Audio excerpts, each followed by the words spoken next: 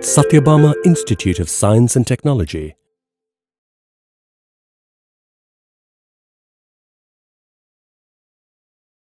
Good morning. I'm Dr. Sonia Jennifer Ryan, Associate Professor, Department of Computer Science and Engineering. Today, I'm here to take a session on machine learning on the topic Hopfield Network and Boltzmann mission. Before I could just start my session, let me just ask, what do you mean by the term Hopfield? What does hop generally mean? Skipping or jumping up. So when do you hop something or when do you skip something?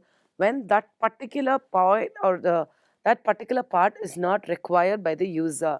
So generally the same thing, when we take neural network, Boltzmann mission, or the Hopfield network, all these comes in correlation with our feature extraction or something to do with our neurons, a network which is being hidden or which comes along with that. So the first topic for today, we will just see what an Hopfield network is. So when we go with what a Hopfield network is, it is basically a recurrent artificial neural network. When we say about the recurrent artificial neural network, it means it's generally used to store and retrieve something from its memory. It also has something to do with the associative memory in the sense, you give an input for that case, and whatever is there in the memory, based on that, it can reconstruct the full pattern based on what it has. This is what we mean by the term associative memory. And then either the neuron gets fired or it just get it firing or not firing based on the requirement. Again, based on the hop, you either take it or you either skip it. And basically, a Hopfield network is also used to store n number of patterns. As I just said, it is also an associative memory. Associative memory is a place where it builds based on what it knows or the pattern which it has. And next, again, it also has something to do with content addressable memory. The term content addressable memory meaning based on the semantic understanding of that particular concept.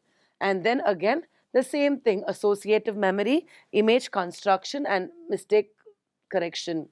So basically, it has two types. It can either be discrete or continuous. Discrete in the sense binary or bipolar, and it also uses your bipolar activation function.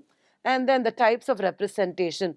Binary in the sense it's either going to be either you fire it or you don't fire it. Again, common usage you use for your digital or your threshold units.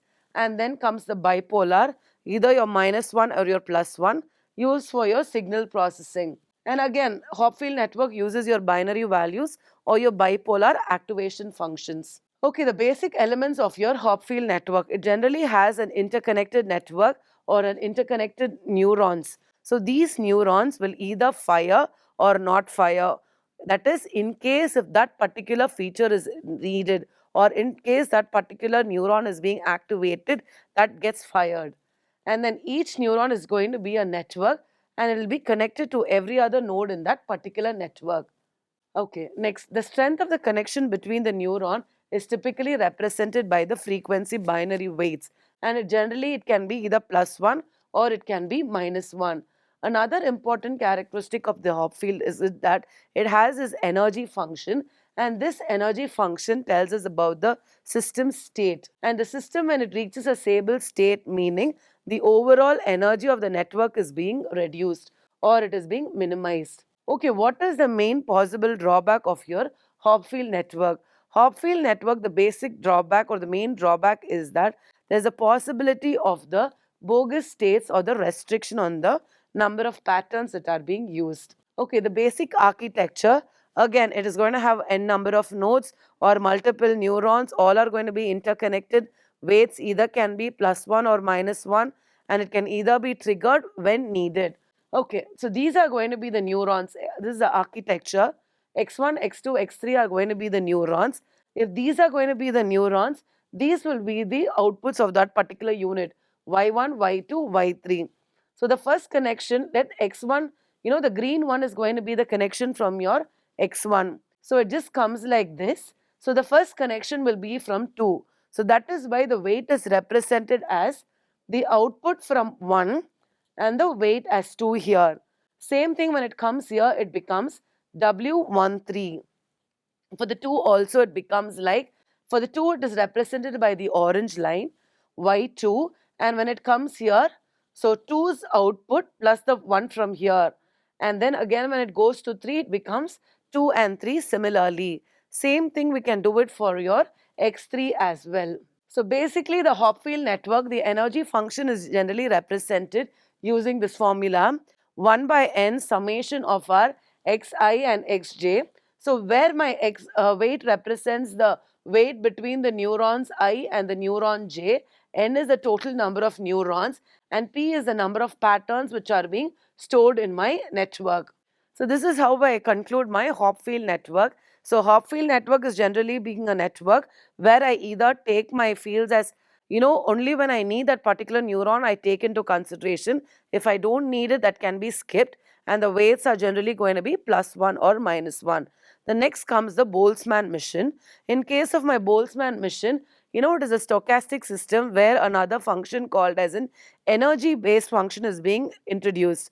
So once when an energy is being introduced, obviously a thermal equilibrium gets, managed throughout the system. Thermal equilibrium meaning the entire system, the energy is being minimized. The energy gets minimized where a stable state is being achieved. Stochastic behavior, yes, it's either going to be a 0 or a 1, meaning you either activate it or you don't activate it. Energy based model, this energy gets involved here, and then no hidden connections are being present here. Okay, and then the types of Boltzmann network, it can be either the standard Boltzmann network where we are having a fully connected network, or the restricted Boltzmann where we have one hidden layer and one visible unit. Here we don't use a term called zeros or ones, rather we use the term as hidden or our visible states, and there's going to be a contrastive divergence present here. Okay, and then what is the main thing? Why do we go for Boltzmann?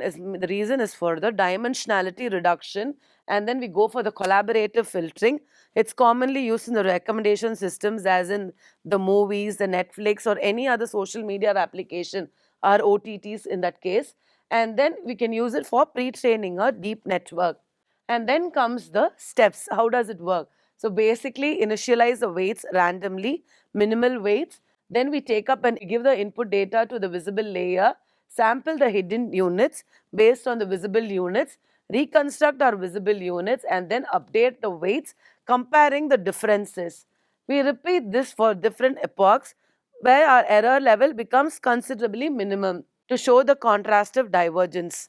So I would just like to summarize. So Hopfield network as well as our Boltzmann mission and the deep neural network all are based upon the neurons, but only difference is that in case of Hopfield, we are going to have it as +1, -1, and the way, every neuron is being connected to every other network. In case of my, and then the energy is going to get associated.